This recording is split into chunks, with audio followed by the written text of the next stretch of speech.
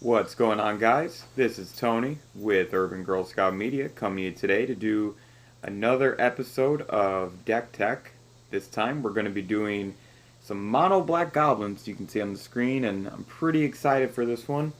Of course, I want to ask you guys if you like what you're seeing, please sub to the channel, like the video, and comment below, or just give us some kind of feedback. With that in mind, let's talk about these goblins for a minute. A lot of you know I'm a big Goblin fan, always have been.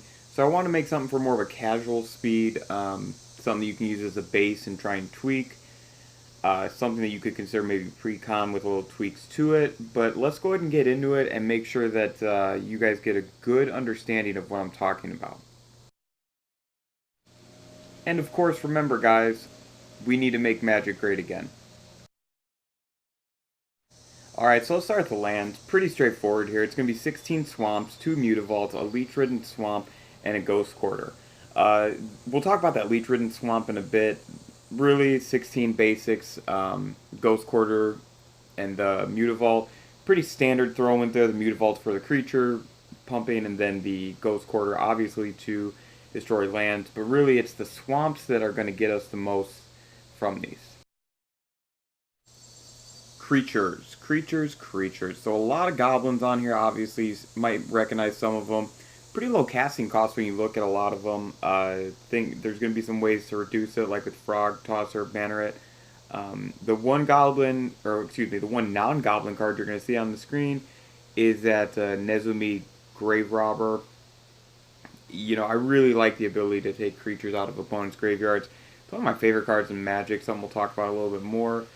And then another important card is going to be that Mad Auntie, which, you know, it's one of the only pumps that we have in this deck. The final piece of the creature listing here is going to be Prickly Bogart, Squeaking Pie Grubfellows, Squeaking Pie Sneak, and Stink Drinker Bandit. Some unique cards all from Lauren. They all do different things, really just meant to interact with that Black Goblin theme. And just kind of help you control the board. A lot of these one casters are going to be ones that either they give your opponent's creatures negative counters when they die, or you benefit when other goblins die. For the spells part of this deck, I tried to go pretty wide here. Cards like Behind the Scenes we'll talk about. Bone Splitters, you have to sack. Coat of Arms is pretty straightforward, a popular card. Doomblade, again, another pretty straightforward one. The Foul Tongue Shriek we'll talk about in a moment, in Raven's Crime. I really like that for just all kinds of decks when you are drawing land late in the game.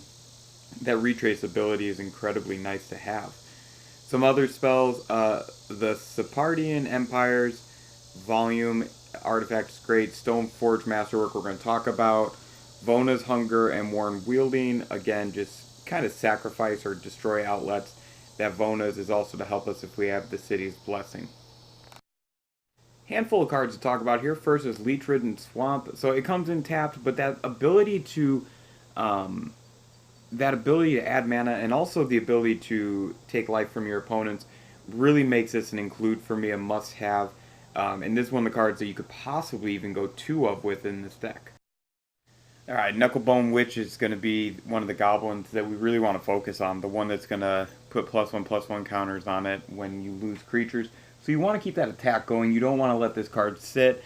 Make sure you're getting value out of your cards, because I'm telling you, it's going to be important in this deck to get value and synergy rolling fast.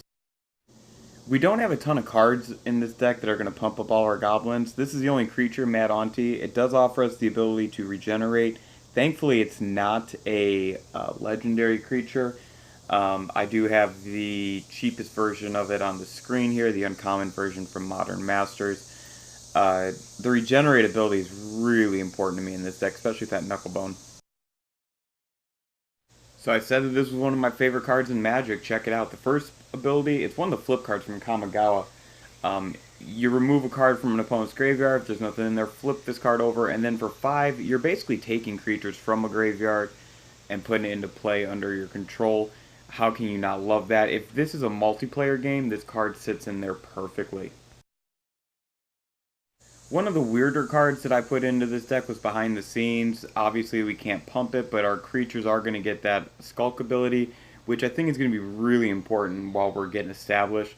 Again, with very few abilities to pump our goblins up. This card just feels really good in this deck to help them out.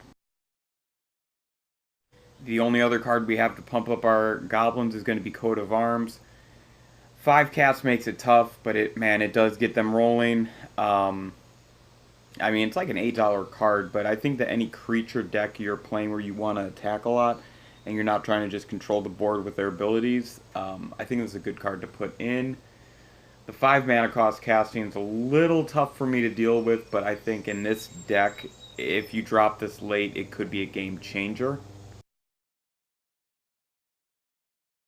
Stoneforge Masterwork. So here's a card that kind of sits into that same world as Coat of Arms.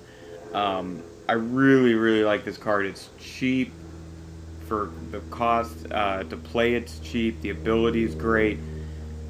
I don't think there is a big drawback to this card. All things honest, I think this is a pretty straightforward, great equipment. One of the better equipments for a creature deck, if you're asking me. A lot of synergy. Cheaper version of that Coat of Arms for sure. Last card I really want to talk about is the one that's going to create tokens for us. The 3 to drop it and the 3 to cast it each time are a little expensive, but when you're playing late game, you got mana to burn, you have 3 mana before your turn starts. It's just a good idea to keep these goblins coming out. It does suck that they're red goblins, I understand that completely. You do have the option of choosing Black Thrall, I think is the color and the creature for them, but I would just stick with the goblins, stick with that theme, and just keep them coming out. It does suck that it's red, but again, you can create a new goblin token every turn with this. That's a pretty great ability to have, and this is a card, honestly, that I think is a little undervalued. So that's going to do it for Mono Black Goblins here from Urban Girl Scout Media.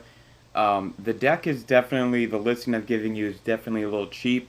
You can get it all together for under $100. You can make some upgrades to it pretty easily. I think you can actually get it for under 30 or 40 bucks. Depends upon the price of the Mutavaults that you get.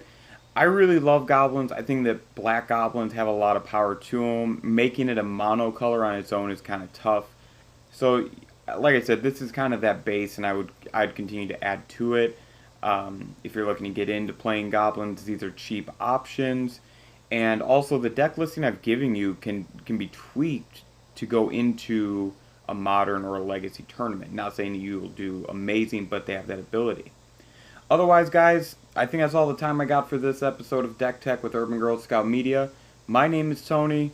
I'm living the dream, and I really hope you enjoyed what you got today. Go ahead and like, comment, and share to the video if you did. Thank you so much.